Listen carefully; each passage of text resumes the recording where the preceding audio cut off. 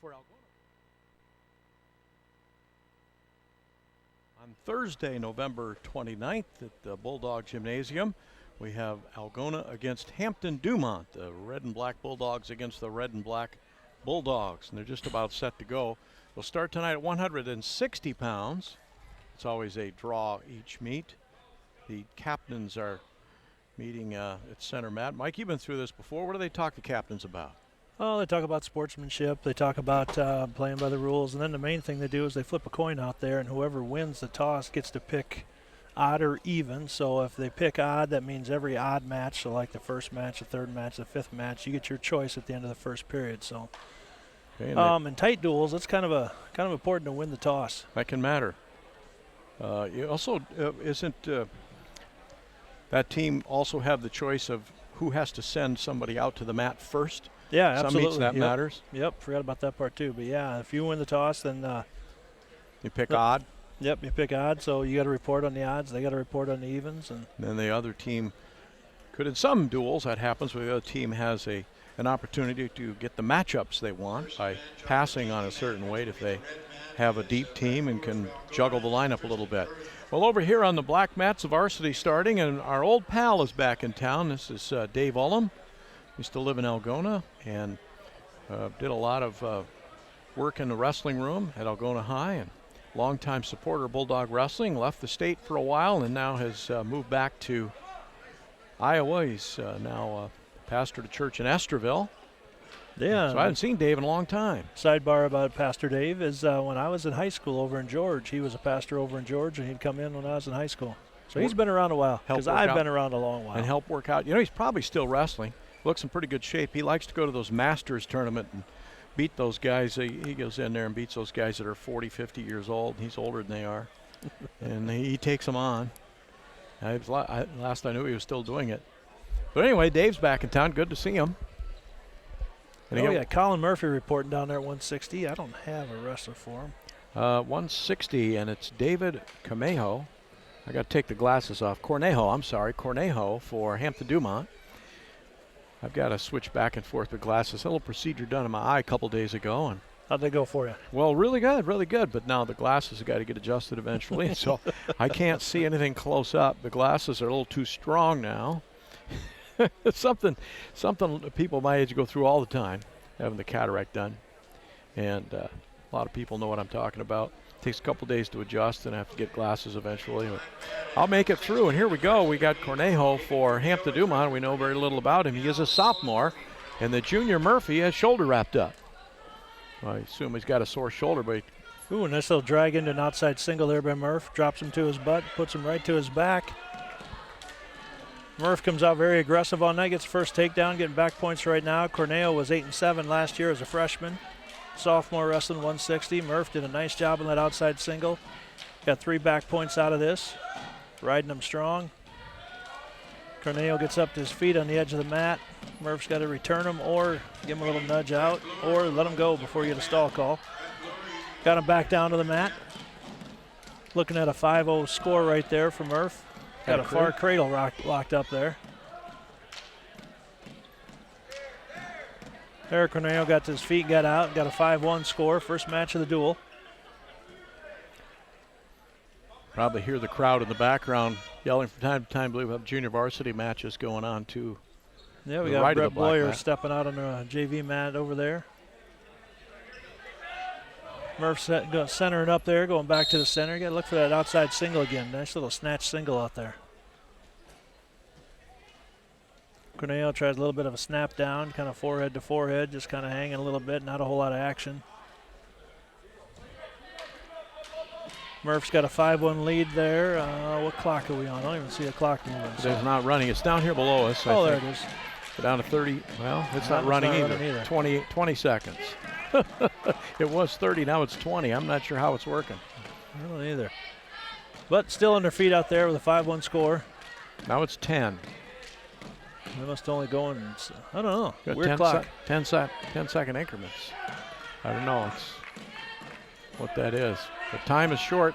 Yeah, on the edge of the mat here. We're trying to figure out the clock. Meanwhile, they're still wrestling. And it's 5-1. They do not have the score up on the scoreboard to our left. And up there on the wall, which they've used in the past.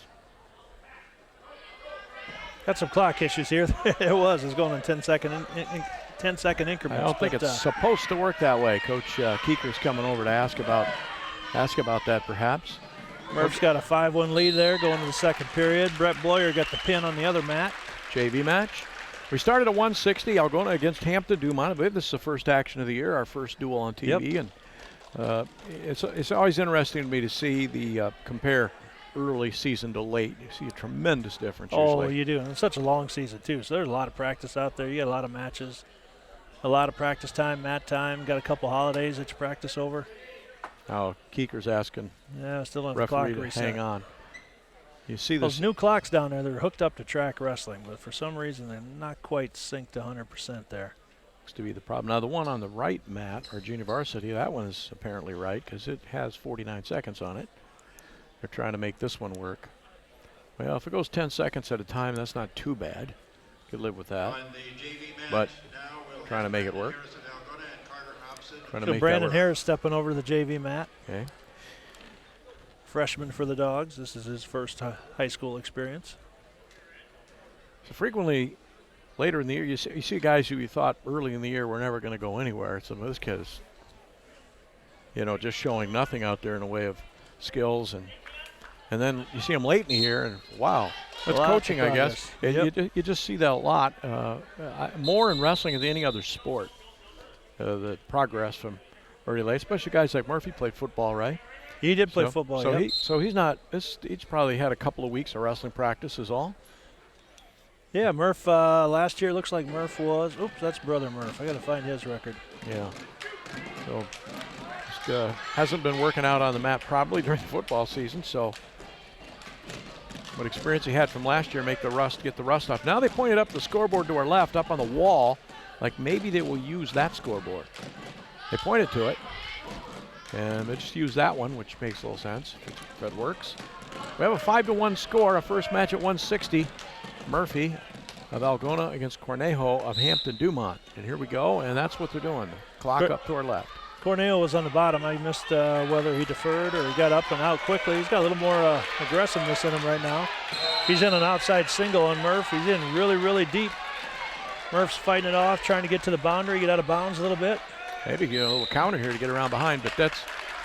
Cornejo was in real deep on that outside or that inside single that time. His head was on the inside. Murph did a good job of fighting him off. Oh, now we got a nosebleed. A nosebleed. He's going to have to match that aggression that Cornejo came out with. He was getting a little coaching down there, so you get that leg, do this. But, Murphy will try to get that blood stop. We've had a couple of JV matches. Again, this, if you're watching now from Thursday, November 29th. Hope we got the date right. And this is our taping session at the Bulldog Gym. Algona against Hampton-Dumont. We won't have television of the other part of this meet, which would be a duel between Algona and St. Edmunds. St. Edmunds has a short lineup. Only be a few matches. And I think I figured out the clock problem. It looks like a button was pushed for a fall, and now I don't think you can reset it. So they'll probably go back to that track stuff after this match is done. Right now, I got to get the bleeding stopped for the nosebleed. Murphy's got to get going and get the aggression to match the Hampton wrestler. Got Michael Talbot out here on the JV mat. Finally going to get a little bit of a drag outside single there. Couldn't quite get in the finish on that. Or not a drag, but a pop-up. Looks like Murphy got 40 seconds of blood time. That part was working. Maybe. All right, back on our feet here. Murphy's up 5-2. He's got to come out quick like he did in the beginning of the match, get that outside single. Good finish to get some back points out of it. Right now they're just kind of toe-to-toe, forehead to forehead. Now Murphy's got an aggressive tie on it. Cornejo comes, nice outside single that time again. Nice. Murph did a good job of fighting off and squaring up on the finish. Cornejo's in deep. Murph's got to stuff the head. Cornejo stepped over the top. Right guy going to coaches would like to get 2 called here. And Murph has got a false leg cradle locked up. That should be 2. Almost establishing offense control there, I would think. Yeah, they gave him 2 finally. And he tipped him over the cradle. Well, Hampton coaches aren't too happy with the call, but that was the right call. He had the cradle locked up inbounds. Yeah, I'd agree with that. So now Murph goes up 7-2, 50 seconds left, 54 seconds left in the second period.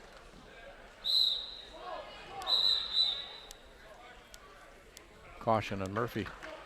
You get a couple cautions before you cost your penalty points. The third caution gets you a penalty point. Usually means you just jump the whistle a little bit. Corneo comes up to his feet. Murph returns him to the mat. Got cradle again. Got that far cradle. He's got to get his hip to this side. Now there you go. Now you got the hip over here. Get your hip all the way over. Commit all the way over there. There you go. Got the far cradle hooked up.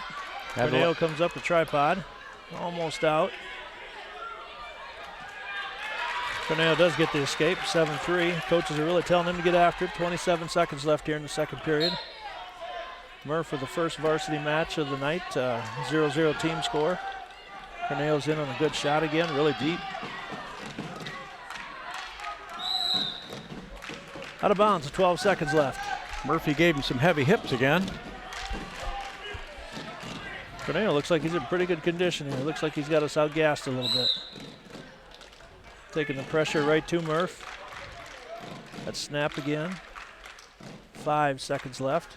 Oh, tries a little underarm spin. That's going to cost him points, I think. That's 2, isn't it? Yep, it is. Right before the end of the period, that's when you want to score them. So that puts Murph up 9-3 at the end of one.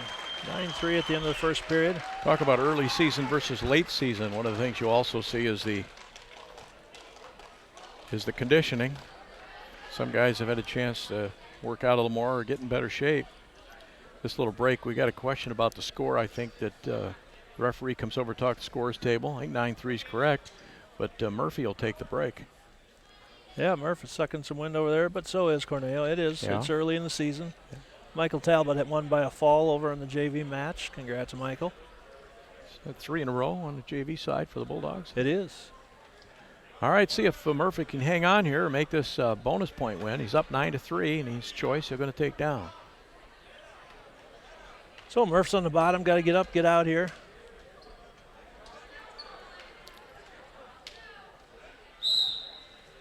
Corneo jumps sides, so tries to chop on the other side. Lined up on the right, chop on the left. Murph does a good job of getting up to his feet, getting his hips out, staying strong with balance there. Got about 5 seconds before you get called for a stall call, but they go off the mat, so no stalling there. Murph's still down. Scores 9-3, first match, so we're 0-0 team-wise.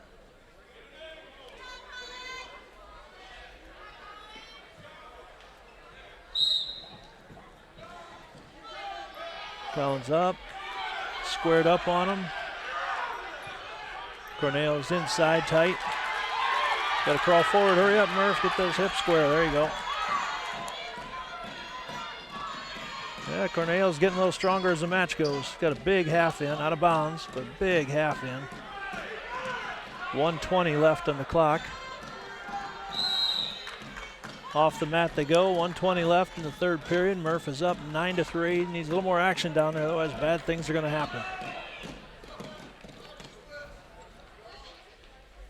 He's had just enough horsepower to keep Cornejo at bay. But 1:20 to go. It's quite a bit of time. No, Cornejo lined up wrong.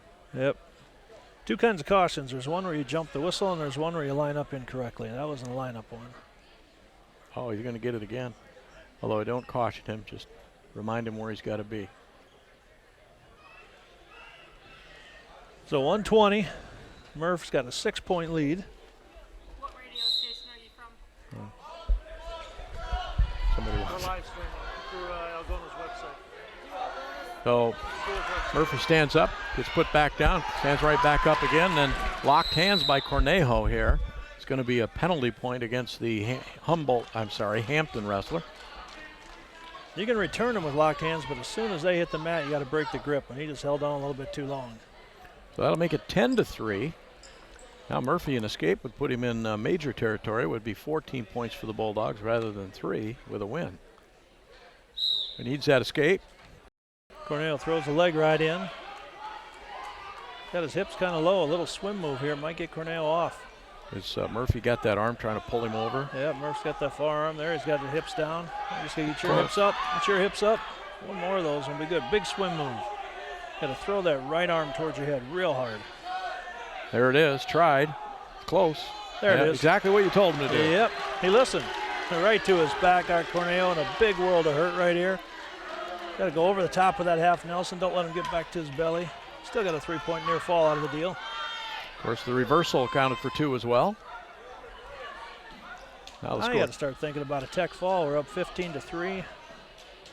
One more near fall. One more near fall. He's got that far cradle locked up. Only 20 seconds, 15 seconds left in the match. Got to pull him back.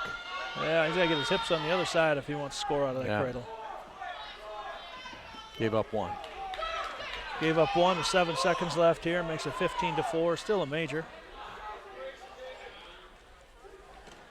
Cornell, a little snap down there. That is 2 tired wrestlers there at the end of the match, but a nice win for Murph, 15-4. Gets the Bulldogs up 4-zip on the first match of the duel.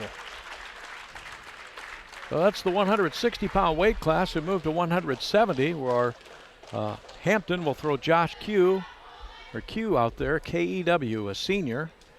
And looks like Carson Devine, one of the more experienced wrestlers in the Bulldog room, comes out there for Algona. Q's coming in off a 14-30 season last year. Devine's coming in off a placing at the state tournament. Really, he's one of those guys you kind of talk about early on and just improved as the year went on and got tougher and tougher and tougher and ended up placing out at the state tournament. Had a good season. Yeah, it's a good example of exactly what we were talking about early. Maybe not very impressive early last year. Just kind of growing into the weight class and learning the sport, getting better and better. And he went from good to really good. So Devine against Q, a couple of seniors. They're checking in scores table and still trying to figure out who's out there for Hampton. I guess putting the name in the computer, trying to figure it out down there. See if they can get the clock to work. I think they've got it figured out. Have to change the weight class. I haven't done that yet. So this is 170. Devine coming in off a great football season. All district player. Dogs had a great season there, 9-2 overall. One time I talked to an Emmitsburg wrestling coach many years ago. Yeah. You know, they're always in the playoffs, winning state titles. I said, is that ever a pain for the wrestling program? And he said, absolutely not. Success breeds success. Yeah, good. As I recall, Devine was banged up a little bit in the next to last game, right at the end of the first playoff game. Yeah, had some ankle issues, but apparently looks pretty good. He came back and played the next game. A big part of that, the success on that team. Got a nice low stance with a little drag to a single. Q fought it off. Ooh, nice low single. Got right around the heel on that. Drops Q right to his backside. Got a nice takedown off of that. A lot of pressure by Devine on top. Really digging out that wrist. Got Q's forehead on the mat, dragging that ankle in there closer to the head. A lot of pressure on him. Early on in the season, you get that much pressure on a guy in the bottom, he burns a lot of energy just trying to survive.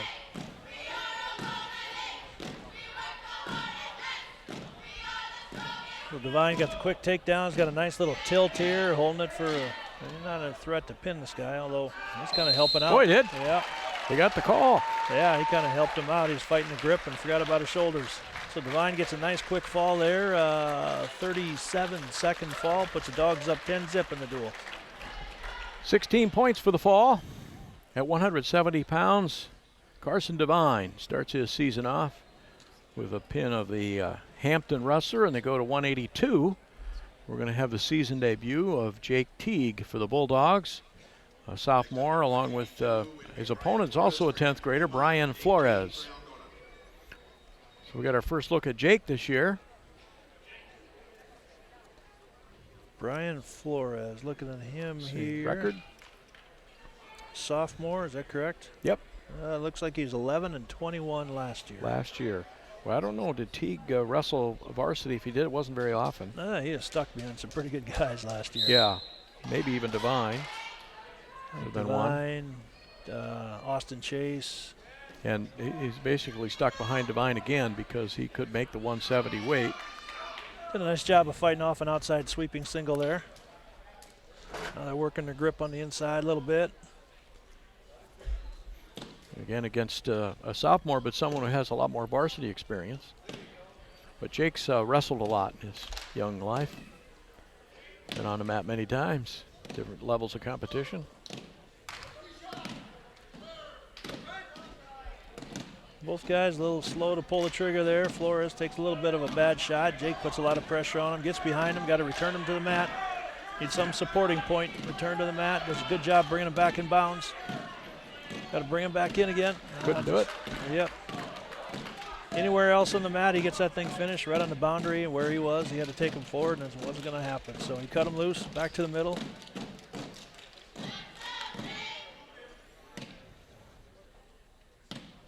Jake's doing a good job of centering up there, staying in the center of the mat. Like to see Jake take his shot here, or take Flores take another bad shot. We'll take that too. There's Yep, another there it is bad again. shot. Same Spun behind him, put weight in front. Now just gotta get him back to the mat. Same as last time. There it is. Can you get him this time? He's got a good grip on him. That time he got it. There, he got him. Good strong grip by Jake. Elevated, took him back to a hip, got him in the takedown, 2-zip. 20 seconds left in the first period. Flores is up to his feet. Jake cuts him, 15 left. Gotta go get that quick takedown. Don't want to give him that easy point at the end.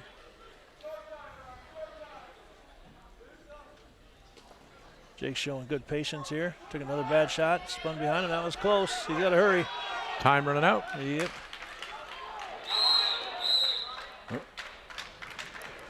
Last takedown, or didn't quite get the last takedown. You got to have a supporting part that is not your feet on the mat. He's given up. He's given up some weight here. You can see the Flores is considerably bigger, and that might be the case for Teague this year at this weight class. Unless everybody gets down, maybe I don't know what the plan is. Some of these guys will move down a weight. Teague certainly could be a 70-pounder. Right now he's at 82, and this Flores guy fills out the weight class. Jake goes down to start the second period. It's probably a good choice. Try and go down when you have as much energy as possible. I like Flores that is too. putting a lot of pressure on him right now. Got him broke down to his belly. You see guys defer in that spot, and I think it's great to take down that second period, a little more energy than trying to get away in the third. Yeah, other times too, you can go on top and take a lot of energy out of the guy if you're riding him tough, which is what Flores is doing right now, taking some energy out of Jake. Now Jake's got a chance to get up and face him. There we go. Jake gets escape there. Score isn't right, I don't think. 3-1 up on the big board. That one's right. Okay, it is right up there. Okay. Other than the fact they got us as guests, but yeah. Okay. so Jake's up 3-1 with a minute 20 left here in the second period. Tried to do a little slide by. Hasn't been able to get his offense going. It's all been counter so far. So Teague's sitting there with a 3-1 lead. 1 minute left in the second period. They're both kind of toe-to-toe. You can kind of see he's got that little slide by that he likes to do. Kind of shuck him by and then go take an outside single. Flores took a bad shot again. There, Jake got it because the weight's on his hands. It's 5-2. Yep.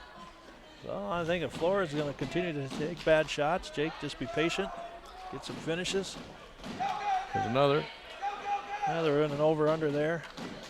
That would have been a great case for a reshot. You'll hear that a lot, shot, reshot. When one guy takes a shot and you fight it off, that's your best chance to go in right after it and follow it up.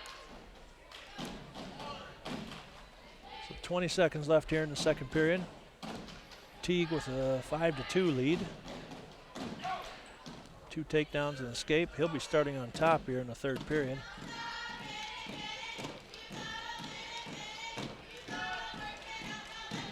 Yeah, Flores, I think, has realized, you know what, I've given him so many points on bad shots. Maybe I'm just going to make him shoot. Yeah. Of course, so when you're behind 5-2, you're not gonna get on top by waiting. So Flores goes down here to start the third period. Teague has got a 5-2 lead, 3-point lead. The Dogs are up 10-zip in the duel. And they may be happy before it's over to have this lead, because we're going to see some good Hampton wrestlers before we're done. Hampton-Dumont's got some veterans coming up later in the lineup. There, he got him chopped down. A lot of pressure on him. Flores is kind of clamming up on the bottom, and Teague's kind of riding the hips. Neither one's doing a whole lot. Flores gets his base up.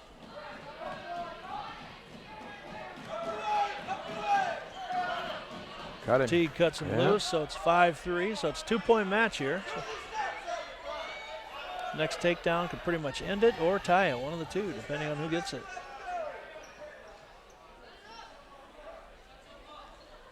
Both wrestlers showing a little fatigue here too. There, Jake. There, I think you feel it. Got a little pop up there, and he saw his shot was open. Next time, just got to pull the trigger. Again, he shucks the arm but doesn't go around. Maybe patience is a good idea in a 5-3 lead. Yep, 55 seconds left here in the third period. Flores has shown us no ability to get a shot in deep. And Teague hasn't taken one, really. I think he sees it. I wonder if he's thinking, you know what, I got a 2-point lead. This guy's going to take a bad shot. Well, there's the headlock try. Big time headlock. Yeah, that's a good fight off. 30 seconds left in the match. Teague with a 2-point lead. If we were in a tournament, we'd be seeing stalling calls. There's a come around behind again. You hear the coaches yelling, you got to drive forward. After he finishes, he doesn't put a whole lot of weight on his backside. So now that allows Flores to get up. 7-4. We got a 3-point lead with 10 seconds left. Another big headlock attempt. Jake fights that off, just content to get this W. Tried it again, and they went off the edge. Yeah, had an illegal headlock. He had the head and no arm. That one's, you see that on WWE all the time, but it doesn't happen on high school matches. So Teague ends up with an 8-4 win. Puts the Dogs up 13-0 in this duel. He gets a penalty point at the end there. That's one where I'm sure the coaches will take this tape and show it to him and talk about all the things he can do and work on. There's a lot of things he can learn from that match. Some of the things he did very well. As you said, 13-0 Bulldogs. They go to 195. Trey Bars for Hampton-Dumont and Cole Lewis for the Bulldogs. The Algona Bulldogs. Abby Lewis is a junior, Bars is a senior, and I think we saw a lot of Bars last year. I remember Bars last year as a junior, 20-28 on the season. Oh. And I wonder if they're going to go 2 mats here. We're going to move to a mat. The clock works. They're going to move over to the red mat since the clock works there. Lewis is coming off an outstanding football season, all-state football player, very aggressive, high motor type of guy, and that's the way he wrestles too. Coming out here right from the get-go. Dogs are up 13-0 in the duel. Yeah, a lot of varsity experience in Bars, so this could be a good match. Say Johnson will battle it. Or, sorry, Lewis, not Johnson. Yep. Yeah, Cole Lewis. He'll battle him. Yeah, right now they're kind of feeling each other out a little bit, trying to figure out where my shot's going to be, set up my perfect shot. There's a nice little snap on the head and snatched the outside leg for a takedown. And he not only got the leg, but he threw his shoulder into that and his hips covered it just the right way. He's got a big arm bar right now on the far wrist. He's going to drive that through that far shoulder. He's got a big wing, big chicken wing there. Lost that wrist. He would like to get the far wrist if he can. There's a lot of different ways He's to reaching finish for that. it. There you go. Now you get the double wing. Now this is going to be painful. So he's running through the far shoulder. He's getting the back point call right now.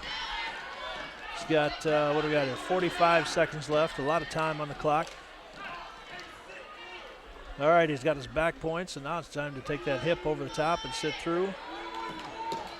Boy, nicely done. Slipping just a little bit. Oh, there went the hand up towards the neck. Yeah, that's potentially dangerous. Referee stops for the dangerous aspect of it, but it's going to be 3 near fall points to make it 5-0. Cole just overpowered him on that one, both wings. A lot of pressure on the kid. So we got 28 seconds left. Lewis with a 5-0 lead. Digging that wrist out again. Got it trapped underneath. Got the wing again.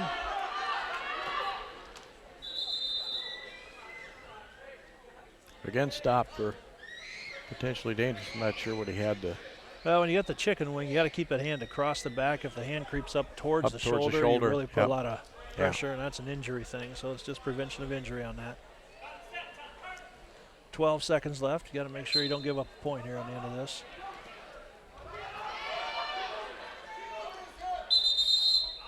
They go off the edge.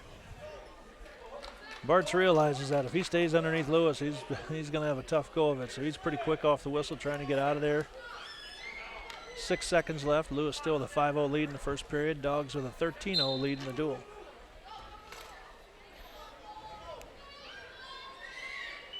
And that closes out the first period. Cole Lewis with a takedown, a 3-point near fall for a 5-0 lead. Lewis's choice, he deferred. Bars is brave.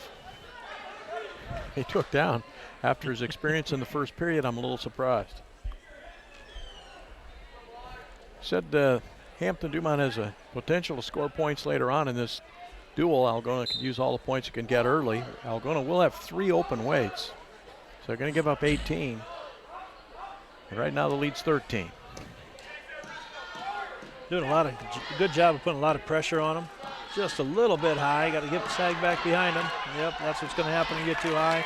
You allow the bottom guy to face and get the escape, and that's what Bartz did there. So he's up Lewis is up 5-1.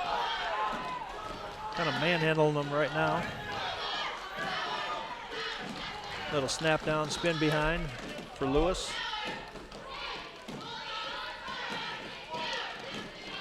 His lead is 7-1.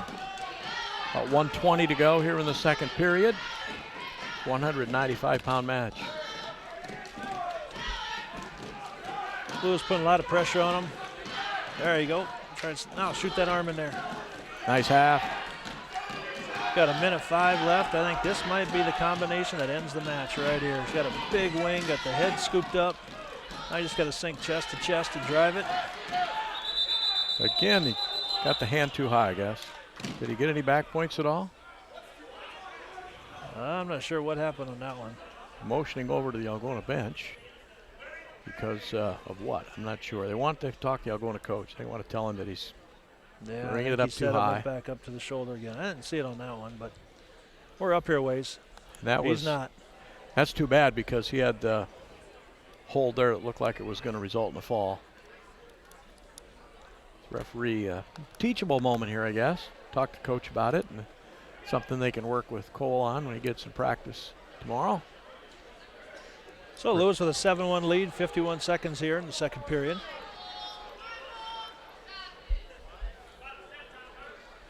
And Lewis is one of those kids that he's not going to run out of gas. Even if you think he's running out of gas, he's not going to. A lot of pressure on Bartz again. Got that wing big time in there.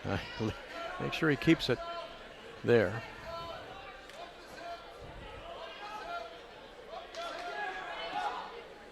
Maybe try something else. So keep it legal. Bartz in the short sit there, gets back to his base, 25 seconds left. Another short sit, Lewis follows. Cole the 7-1 lead here, and 20 seconds left in the second period. Bartz trying to set up a side roll.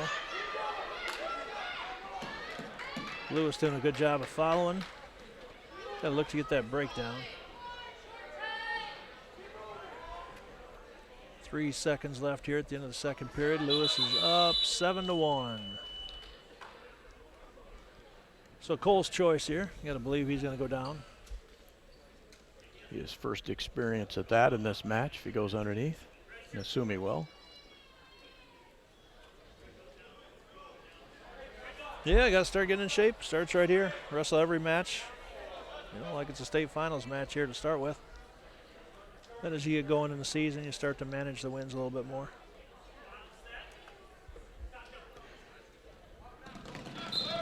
And we'll go to third period at 7-1. There's nice little switch move there, and Bartz tried to hang on and just couldn't. Got to believe that the Dogs are hoping for a fall out of Lewis here, so got to work towards that. Got a 9-1 lead. Try a nice. Not sure what tilt. that is. Got his own. He might get pinned. Himself. I think he called the fall, but I'm not sure we called it on. Yeah, and Lewis just pinned himself there. I think he did. Yeah. Yeah, Hampton-Dumont now realizes Lewis pinned himself. Well, whoa. Early in the season. Whoa. Whoa, that makes it 13-6. Lewis in complete control in that match, but you can't roll over and lay on your back. Had a nice tilt there, but you can't do it from your back. Well, they call that a suicide tilt. And see why? Wow, yeah, I was going to say for good reason, huh? Suicide cradles, you got suicide tilts. Yeah, that's why it's called that way. Now Algona's open at 220, so just like that, it's 13-12. We'll go to heavyweight. That result could be decisive in this duel. That could be big, yes. The Bulldogs do have a couple open weights, but Hampton has an open weight as well. They're open at 132 tonight. Or I'm sorry, no, they are not. They were open at they're open at 152. The Bulldogs going to be open at 32-6. So that's a 6-point edge for Hampton-Dumont.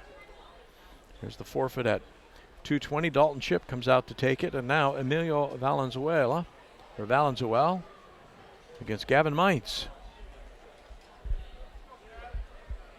And they're going to forfeit to Meintz, huh? No, Meintz.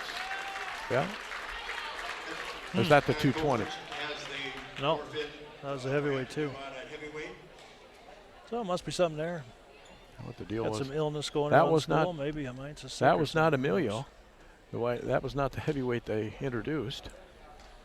That might have been. That might have been Folkerts. Doesn't really matter now. Yeah. Doesn't really matter so now. On to 106, which the Dogs are open, I believe. We got all kinds of chaos going here, Bob. What's going on? It went from 13-0 to 13-24 is what's going to happen here. Yeah. Because the Bulldogs are open at 106 and will forfeit to Jacob Kapp, I do believe. We're going to see a match at 113. Jack Showalter, a freshman, against Hayden Thompson, a freshman for Algona. Here's the 106 Kapp coming out. That makes it 24-13. 24-13. The Algona Dogs, the good Dogs, are down. So they've got 1, 2, 3, 4 matches yet to wrestle, and each team will forfeit one more. So the Bulldogs got to win 3 or 4 at least. And that might not be enough. Unless they get some falls. They're going to need some bonus points here. Jack Showalter for Hampton-Dumont. Looks like he must be a freshman. He is, and it's a well-known Hayden Thompson, name. Freshman also. Been a lot of good Showalter wrestlers at Hampton. Ooh, Thompson had a nice look at an outside fireman's. Showalter tried to spin around behind him. Thompson came back up to the feet. Thompson's really heavy, hammering on the head. That's a good thing to do. You get the guy tired, wear him on a little bit, get him thinking about something besides his offense.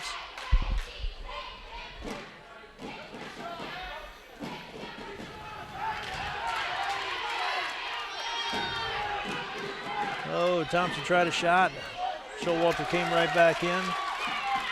Thompson chose to kind of go with an upper body defense. Didn't work out so good on that one. Showalter got the takedown. So 2-zip, Hampton-Dumont. 1:15 left in the first period.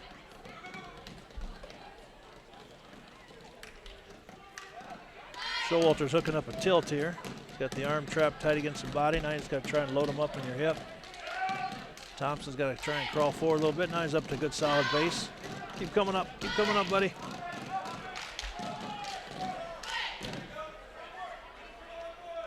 Showalter's putting a lot of pressure on him. Thompson's doing a good job of staying solid on his base, not getting broken all the way down. Comes right back up there. A lot of pressure early on in the season. This takes a lot of energy. Showalter's getting that arm dug.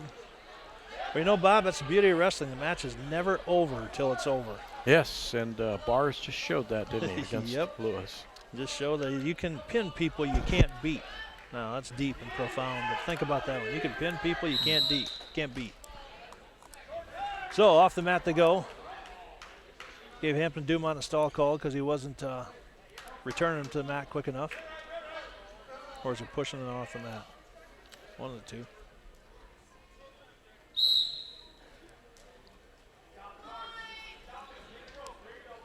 Walter chopped the arm there, put a lot of pressure on Thompson.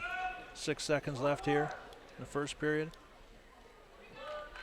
Yeah, now you got a decision, Bob. Do you go down again because you just got ridden out for about a minute 40 right in that ballpark? I would defer as he did. He had the choice. We deferred. I think Humboldt, so I said to Humboldt again, Hampton coaches are maybe asking if it's whose choice it is. After all those forfeits, lose track of who. Even odd thing. But anyway. So Showalter's down, Thompson's on top. Showalter took down and kind of jumped there, so he's going to get a caution. 2-0 at the end of the second period. Hampton-Dumont's now ahead in the duel, 24-13, 11-point lead.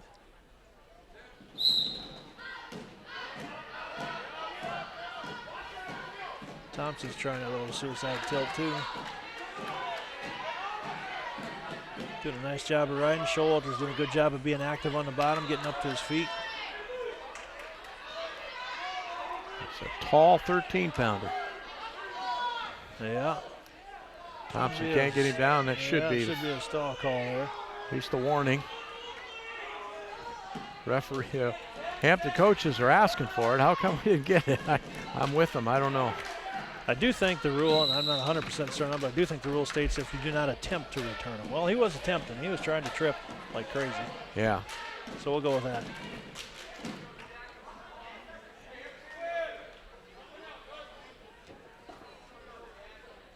And coaches want to ask referee here, Ullum, why didn't warn him? Did you get a warning the first time? And Ullum is giving his explanation. You tell him, Dave. We got 1:24 to go in the second. I said there were 4 matches. 4 after that. I think there were miscounted. There were 5 matches left. Again, the Bulldogs need to win at least probably 4 of them. Thompson jumps to the other side. And Showalter switches that side. Good strong switch. Thompson tried to fight him off. Showalter did a good job of back pressure into him. Now he's got him locked up kind of tight in a tilt situation. Got to load him up in your lap. And that's what you don't want to do is turn into it. Now Thompson's in a tough position right here. Showalter's got a big headlock. 55 seconds on the clock. Thompson's doing a great job of fighting. Great job of fighting. Trying to roll through. I think that might be it, Bob. Yep.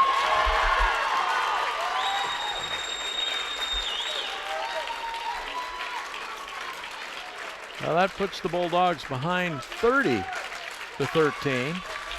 They've still got a chance with 4 matches to go. They're going to need to win them and get some bonus points. But Thompson loses to Showalter by fall in the second period. I think the time's 3:22.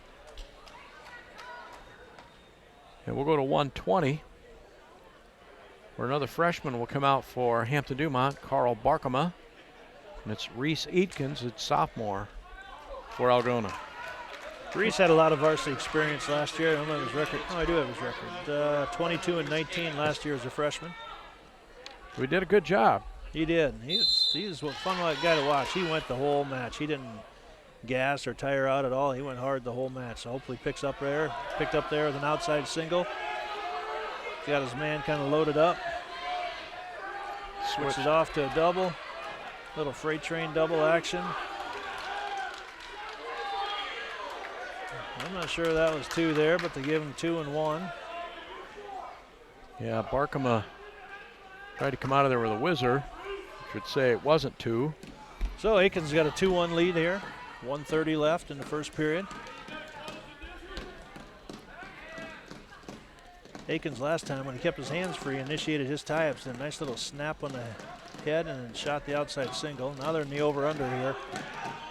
Uh-oh.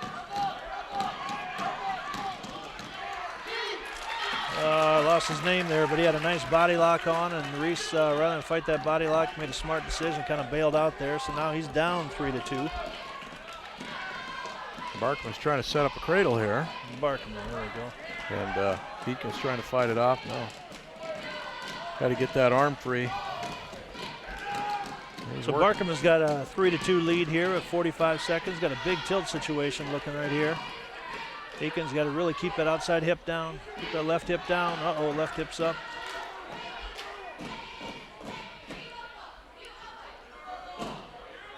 Got to peel that hand off there. There we go. Now come up, Reese. It's again, we had a tall 13-pounder in Showalter. Now we got a long 20-pounder in Barkema. He's got long arms. He hooked that cradle up. Yes, he does. 24 seconds left in the first period. Reese is down by a point. The Bulldogs are down 30-13 to Hampton-Dumont.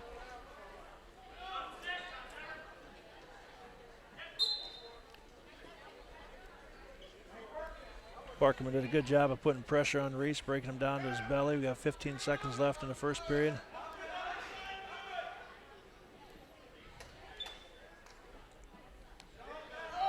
You gotta get your head up there, Reese. Head up, head up, head up.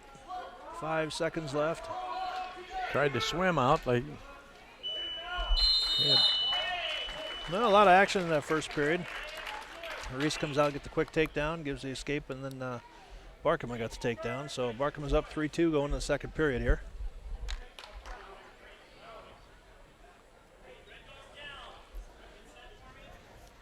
Reese had a tough time getting out, so we need a little bit more movement on this. We just can't lay there and hand fight. We got to get some movement to create space so we can get a stand up.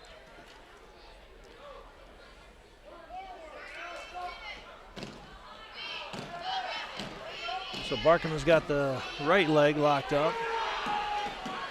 Trying to get a banana split locked up. Reese is doing a good job of fighting that off. You're right, Barkman does have some long legs. Can't take your head to your knee, Reese. Got to break that grip. If you can break that grip, you're going to be a swim move away from reversing him. Well, Barkman adjusted, got his hips going across the back a little bit more.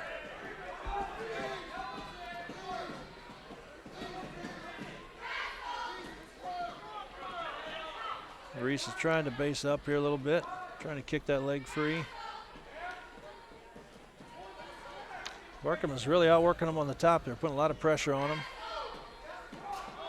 Although I've never been a fan of leg riders, Barkman seems to be doing it all right, just hanging on.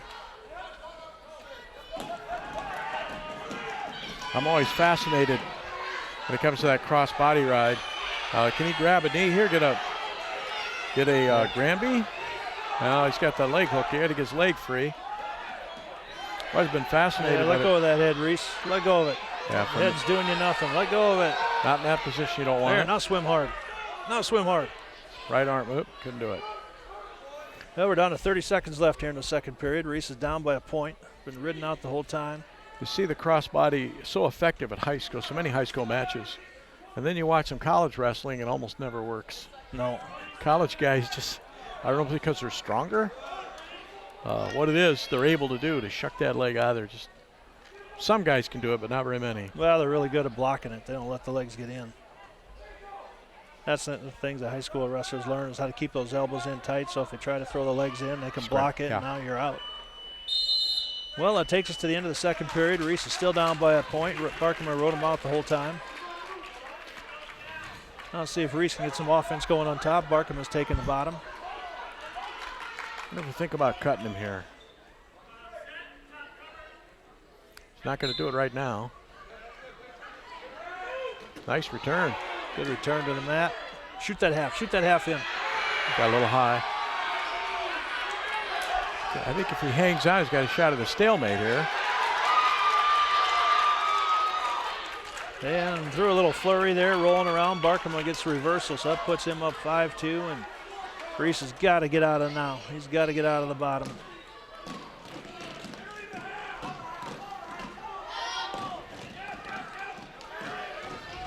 Yeah, looks like he's a little gassed too here. Early season conditioning. He'll get better. Barkman's got a big half in. Big half. This could be big time trouble for Reese. If he sinks back chest to chest, Reese is in big time trouble. We got 1:05 left on the clock.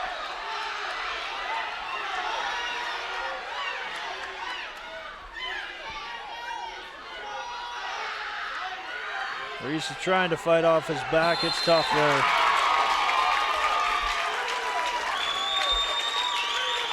Barkman with a fall on that one. Puts Hampton-Dumont up 36-13. Time of the fall is 5:09. Eatkins never could recapture the aggressiveness he had in the first 30 seconds. He got that first takedown. And yeah, it looked sharp in that first takedown. He never really got another chance from the feet the whole match. He never got back even on the feet. If he could have gotten that head-to-head match on the feet, maybe he'd have won that battle on the feet, but never got a chance. So it's 36-13 Hampton-Dumont. We'll go to 126. This is Witham, is it not? Nope, this is Evan Deal. Evan Deal right here. Evans, nice job being aggressive, pursuing that double leg takedown. Did a nice job of parting the hands there. Took away his first line of defense. Abe Scheidermar. There he goes, pops him up, and again, nice tight double. Go right off the edge. Abe is Evan's doing a nice job of getting the shot. He's just got to continue to penetrate. He's just kind of taking one penetration step. If he can get a second penetration step, he'll get a finish. Scheidermar is a junior. Nice job by Evan Deal. Went in and got that takedown. Following hard, putting a lot of pressure on him. Keep following, keep following, keep following. Take some energy out of him.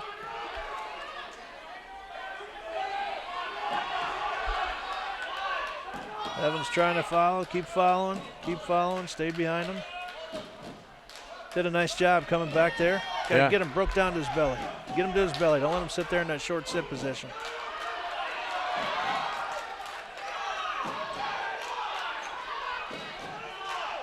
Looks like there's an escape happening here. Haven't given the one yet.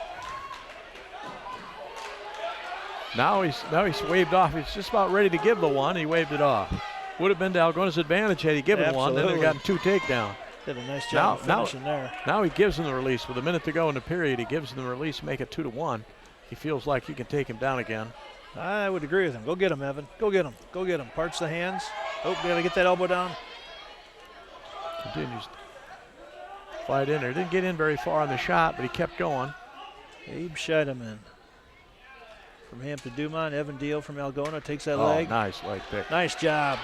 Keep that arm barred up. Keep that arm barred up. Deal with a big takedown. He's got the arm barred up across his back.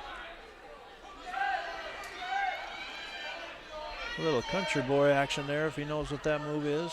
Right now he's just trying to put a lot of pressure on it. I don't think he knows what to do with it right here. And then the referee stopped it. What? Yeah, kind of the same thing Lewis is doing. He tried to chicken wing it up and got his hand up towards that joint. So Deal with a 4-1 lead. Yeah, 4-1 lead. 20 seconds left in the first period.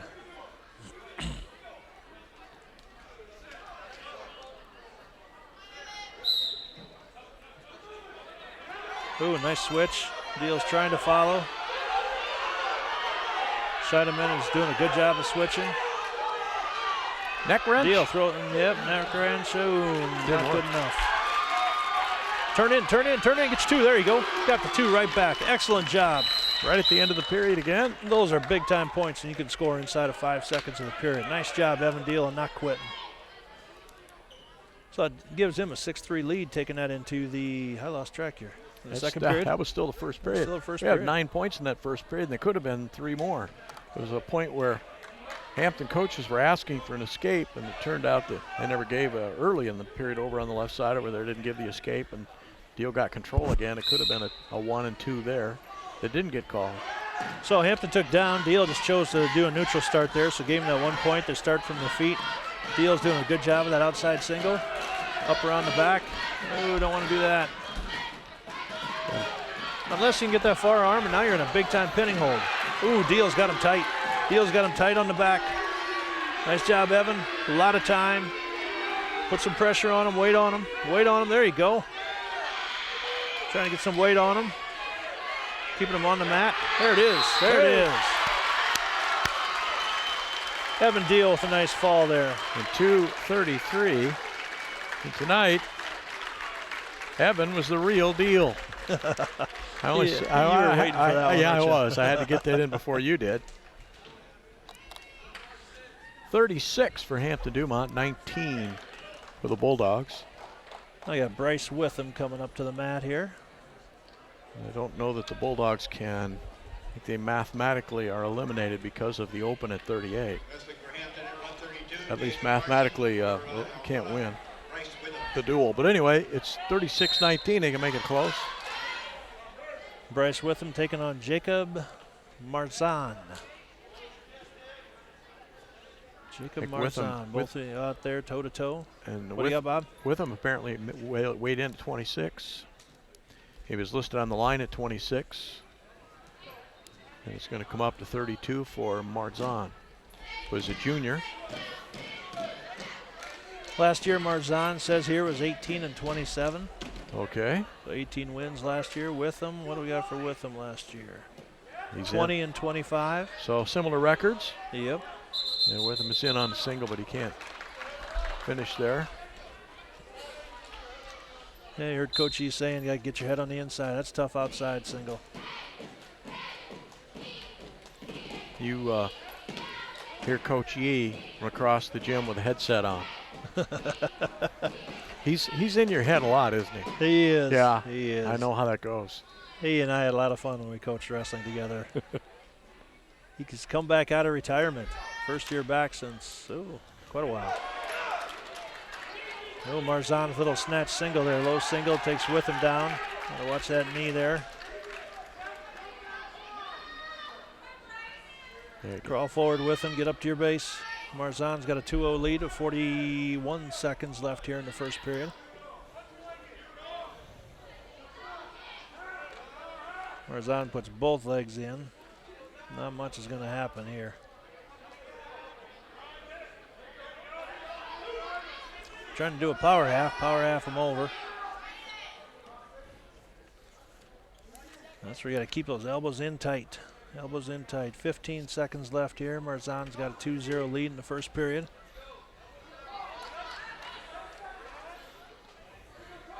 Another. Yeah, try to Turk him over a little bit. Another leg rider from Hampton. Takes the end of the first period. Marzan's got a 2-0 lead over Witham.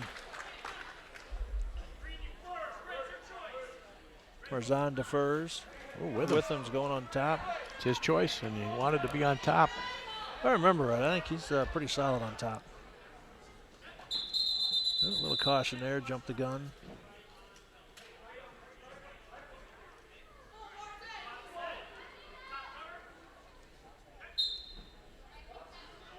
He got a leg in. Yep, got a leg in. Marzan's up to his feet. I just got to get him returned. Once again to Hampton. There's the warning for call. stalling. Need to get him down now, and he does. That's where one, if you can commit to it and roll through, he's hanging over the head with the leg in. Sit through with him, Bryce. Sit through with him. Then get yourself a Turk. Pull that arm back. There you go. There you go. Got a shot at this. We can't lose the leg. A lot of guys get in this position, let the leg come free, and then you're in trouble. Yeah, you got he did. Be careful here. You got to crawl on top. There you go. Keep scooting. You got to scoot. Can't let him adjust and settle in. Another defensive pin here is what we're looking at, unless Witham can scoot. You got to scoot the hips out, Bryce. Already had one of those tonight. Technically speaking, Bryce is in control. Yep, going to crawl up top, but he's got to get that head up. There's Marzan, swam him, got out. Gives Marzan a 4-0 lead with 46 seconds left in the second period. The hand up the back a little far too, and I get a call this time. But anyway, 4-0. Witham's got to get out of here. Got to get some points for the end of this period. You got to believe Marzan's going to go down in the third period again.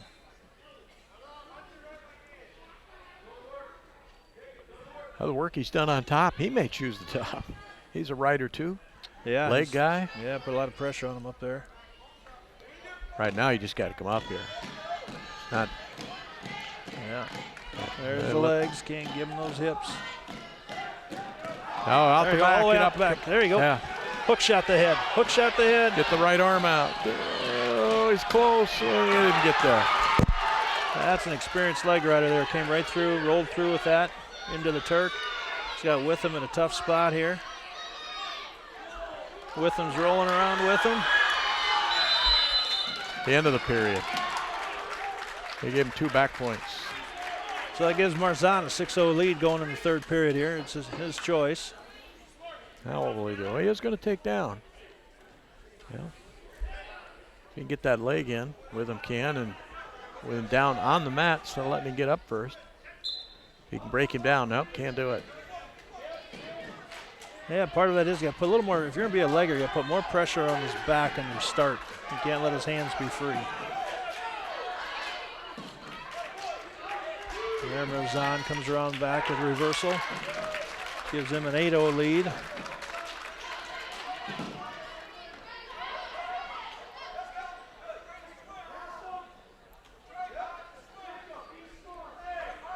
Marzan's got that leg in, put a lot of pressure on Bryce.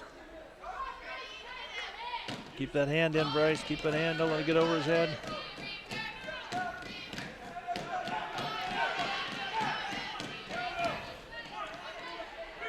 Getting back points here. He got his 5, so look for Marzan to kick out of this and try to finish on top. Well, Witham does a nice job of fighting that off. Makes it an 11-0 lead. Still got a chance, Bryce. Still got a chance.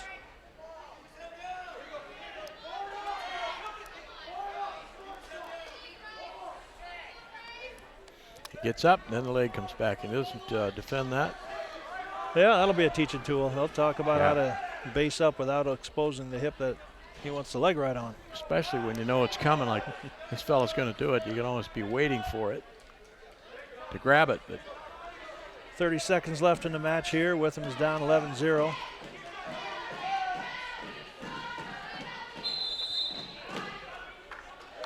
Well, that's probably the best thing could happen there. Get a fresh start.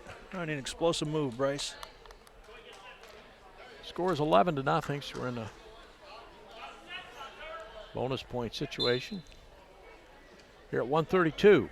We started at 160. We've got a few matches to go. Yeah, the Bulldogs are down 36-19. Not much going on here. So Marzan's going to finish with an 11-0 win, which is a major. Gives them 4. Bumps Hampton-Dumont up to 40-19 over the Algona Bulldogs.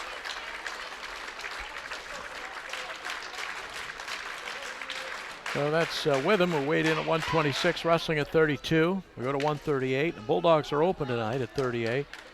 Tomas Cavazos will get the forfeit for Hampton-Dumont. That'll make it 46-19 in this initial duel of the 2018-19 season.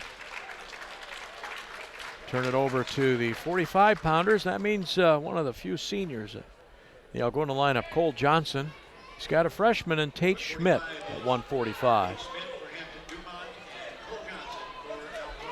Cole's another one of those guys that comes off that very successful football season. We had a great year. Oh, I had a great year there at Playing free safety, some interceptions, some key tackles.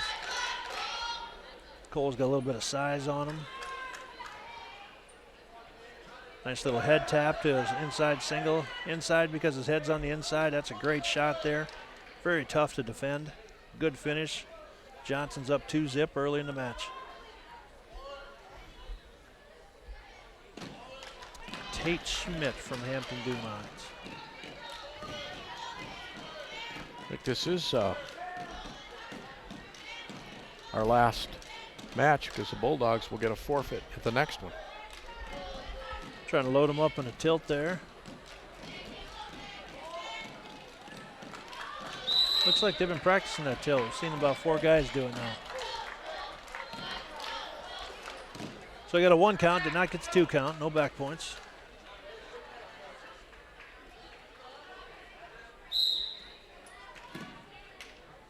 Good job stopping his first move, a lot of pressure on him. Let his hips come up a little bit easy on that one. Got him flattened out again. Shoot that half, shoot it. He's thinking about it. Yeah, he's got the wing on one side, he's got a deep half on this side. This could be about it. We got 1 minute left on the clock.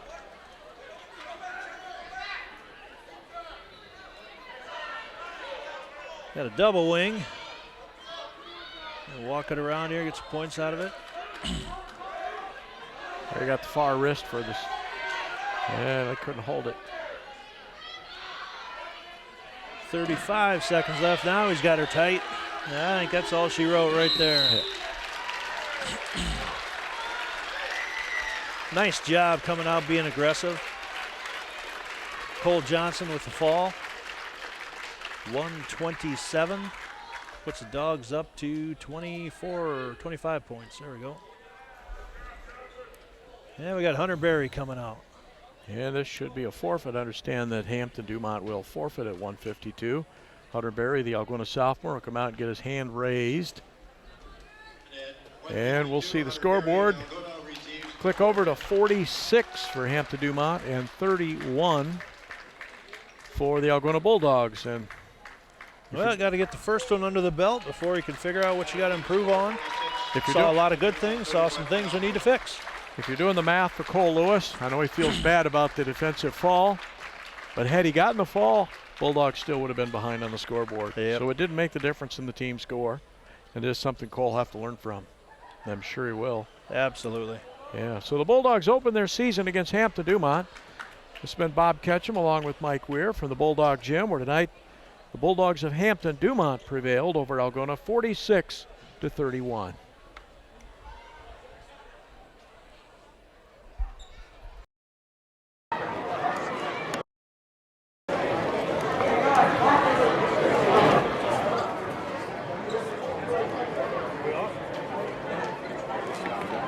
Yeah, I got it. I cut the audio first.